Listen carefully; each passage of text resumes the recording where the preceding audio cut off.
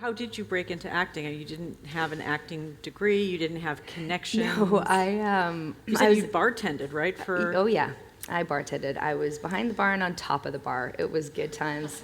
19 years old, pouring shots down people's throats. It was great.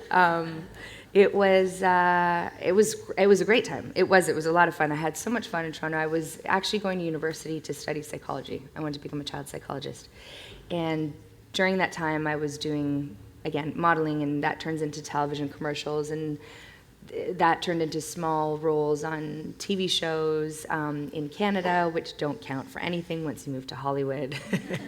I found when you that said out when, the like, hard when you're way. looking for an agent, there's like... Yeah, once I was trying to look for someone in LA, they go, "What do you got?" And I go, "Oh, here's a reel with some stuff from Canada." They're like, "Okay, well, that doesn't count. Do you have anything else?"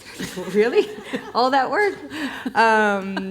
So yeah, no, it was actually, I got burnt out on school, and I thought, I'll just do this for a minute. It's kind of like psychology, but in a more selfish way. I'm not really helping anyone but myself, because it's very cathartic. It's very therapeutic. Studying psychology? No, well, yeah. Oh, that too. acting. Oh, acting. Yeah. Acting. Okay. Yeah.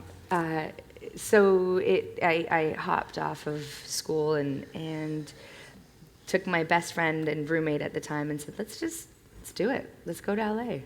And we hopped on a plane and put literally every last penny. We had $40 in our pocket to live off of until we got our next job. So, we would ask every guy who had ever asked us out if we could bring a best friend to dinner, and we'd order everything on the menu and bring big bags and put the bread in our bags. And that was, for the next day, we'd go to Washington Mutual, had free little mini muffins and coffee in the morning, and ramen noodles. Oh God, ramen noodles. And on a really great day, we do $2 chuck, a bottle of wine for $2. It was amazing. So that, that was the beginning of the LA trip, and it was so much fun. I mean, we were also young. We were 24 years old. I don't think that I would ever do that now. Right. That would be scary. But when you're 20, that's the time to do it, And I didn't get a single job that first year. It was really bad. And then so I decided to become a musician. And I'd never sang before in my life, and did that for about a year and a half. After a year and a half of trying the music thing, I then just said, all right, well, now it's silly. I've been here for, 2.5 years. I'm sleeping on a futon in a studio. I'm working, for $20 a day at a restaurant. And I just said, if I'm going to try the acting thing one more time, since that's what I came out here to do. If it doesn't happen, I'll just go back and finish my degree.